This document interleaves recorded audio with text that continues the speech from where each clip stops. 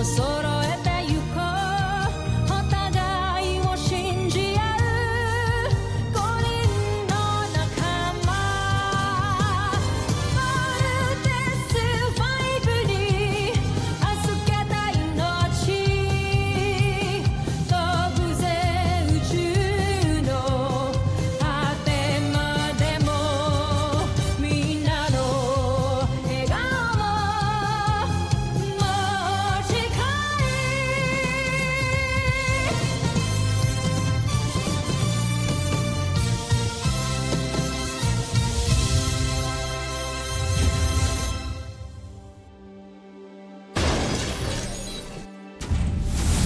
Nakaraan sa Voltes 5 Legacy.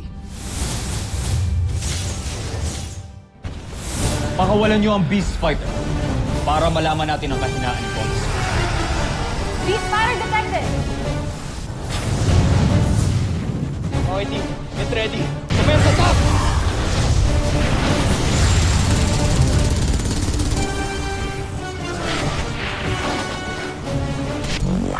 Terminate natin tong insektong to.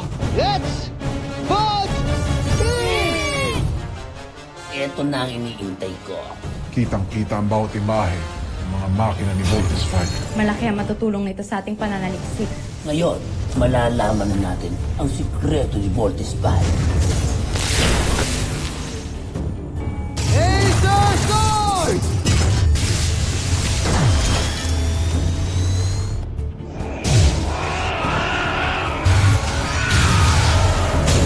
Pakiramdam ko, mahina lang talaga yung kalaban kanina.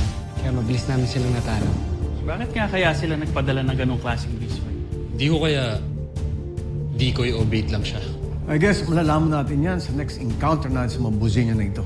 Gumagamit sila ng tinatawag nilang ultra-electromagnetic technology. At dito din dumadaloy ang enerhiyang nagpapatakbo sa kanila. At ang enerhiyang yon ang nasagap natin nung hinahanap natin ang himpilan nila. Malamang, ito ay dala at ibinahagi ng iyong amang si Rodgar sa mga taga-Terra M. At umaasa akong makakagawa kayo ng Beast Fighter na magdadala sa atin ng tagumpay. Pinuno! May mga kalaban! Papagsakin ang kalasap! Juno, kailangan mo na tumakas.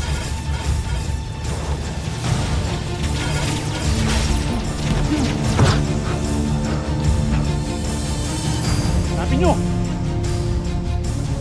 Wow!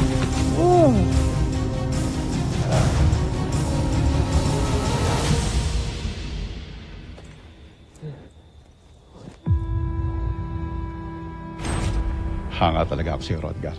Pagkatapos ng koronasyong ito, hindi lang ministro, isang kaibigan ang itatawag ko sa iyo, kundi aking emperador. Rodgar? Buhay ka pa?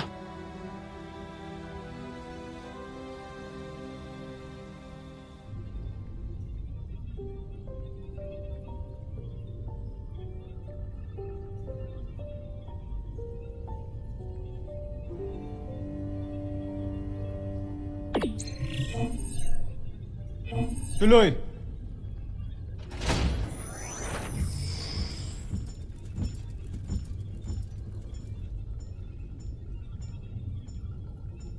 Jomfre, Prinsipe Santos, napag-aralan na namin ng husto ang Voltes 5. At ang tinatawag nilang ultra-electromagnetic technology.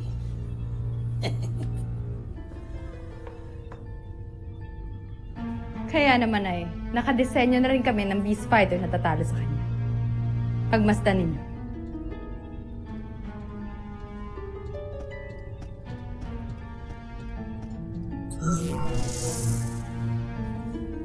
Eto, sigurado na talaga kami. Hindi na tayo matatalo. Dahil ang Beast Fighter na nilikha namin ay may puwersa at lakas na tutumbas kay Voltes 5. At ang enerhiya ng Beast Fighter na to ang kokontra sa pagbuo ng 5 sasakyan ng kanilang pangunahing sandata. At ang enerhiya ng Beast Fighter na to ang hihigop sa enerhiya ng 5 sasakyan at ang kanilang mga piloto. Ito na ang pinakahinihintay kong pagkakataon. Ngayon, alam na natin ang paraan kung paano pigilan ang pagbuo ng Voltes 5. Mapagtatagumpayan na natin ang ating misyon. Mahusay ang ginawa mo, General Zhu. Isa kang magaling na general.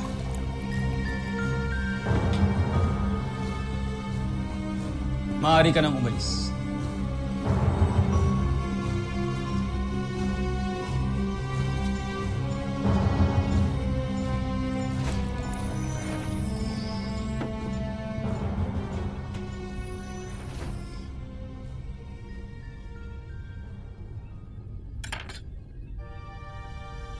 Napakagandang punyal. Ngayon ko lamang ito nakita. Maaari ko bang malaman kung saan ito galing, Zongfer?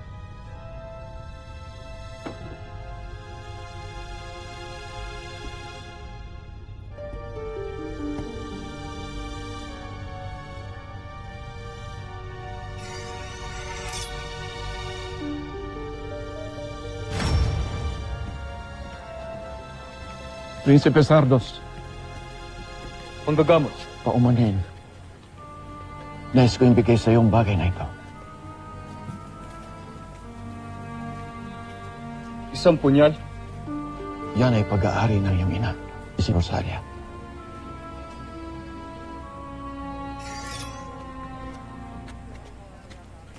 Sa aking ina.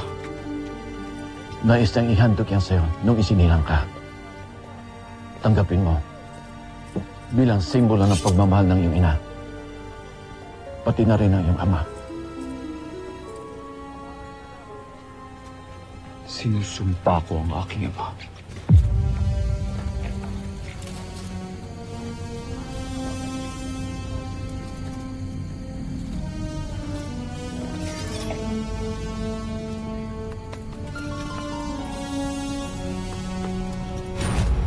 Mula ito sa aking ina.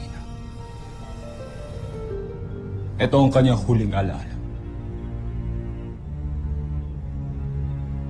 Mula sa aking traitor na ama na si Hrothgar.